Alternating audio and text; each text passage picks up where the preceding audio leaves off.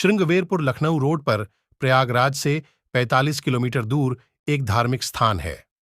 स्थानीय लोक कथाओं के अनुसार यह वही स्थान है जहां राम ने सीता और लक्ष्मण के साथ निर्वासन के रास्ते पर गंगा नदी को पार कर दिया। श्रृंगवेरपुर प्रयागराज के आसपास के प्रमुख भ्रमण स्थलों में से एक है।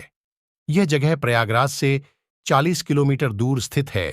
श्रृंगवेरपुर अन्यथा नींद से भरा गांव है जो धीरे धीरे और लगातार तेजी से बढ़ रहा है। यद्यपि रामायण महाकाव्य में इस स्थान की लंबाई का उल्लेख किया गया है।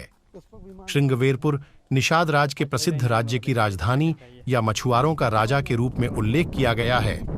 रामायण में राम, सीता और उनके भाई लक्ष्मण का श्रृंगवेरपुर आने का अंश पाया गया। श्रृंगवेरपुर में किए गए उत्खनन कार्यों ने श्रृंगी आर्षि के मंदिर का पता चला है।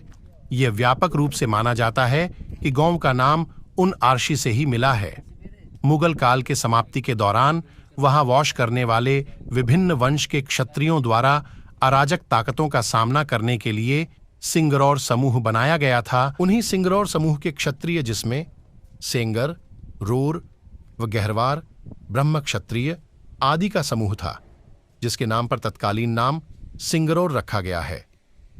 कुछ ऐतिहासिक खोजों के अनुसार मुगल बादशाह औरंगजेब के अत्याचारों और जबरन धर्मांतरण का विरोध किए जाने की वजह इन सिंगरौर क्षत्रियों के लिए औरंगजेब ने दमनकारी नीति अपनाई।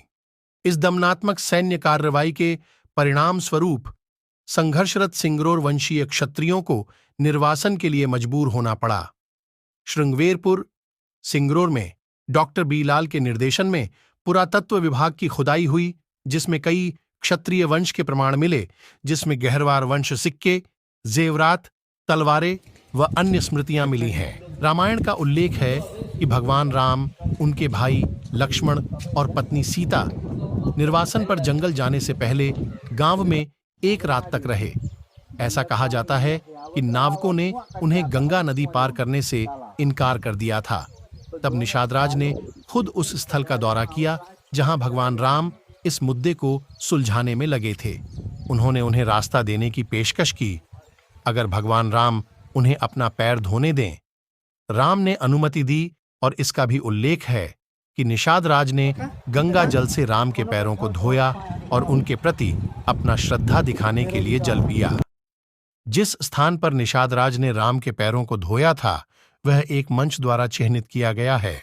इस घटना को पर्याप्त करने के लिए इसका नाम रामचुरा रखा गया है। इस स्थान पर एक छोटा मंदिर भी बनाया गया है। हालांकि इस मंदिर का कोई ऐतिहासिक या सांस्कृतिक महत्व नहीं है। यह जगह बहुत शांत है। गांव में एक बड़ी हाइड्रोलिक प्रणाली भी है।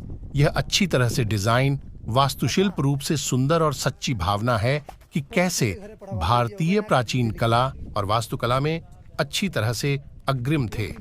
ग्रामीणों द्वारा गांव में कई बर्बाद हुई दीवारें और संरचना मिलती है।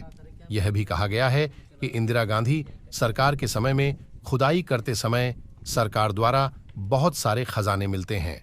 गंगा नदी के तट पर स्थित यह एक अद्भुत गांव है। हरे भरे 4 छोटे पहाड़ी और सामाजिक और मजेदार ग्रामीणों की जगह है। यहां हमेशा यात्रा करने के लिए माहौल बना रहता है। नदी के किनारे पर एक अंतिम संस्कार केंद्र है और यह कहा गया है कि जो भी यहां अंतिम संस्कार करते हैं वह धार्मिक रूप से शुद्ध होते हैं। उत्तर प्रदेश पूर्व में सभी लोग अपने प्रियजनों के अंतिम संस्कार के लिए यहां आते हैं।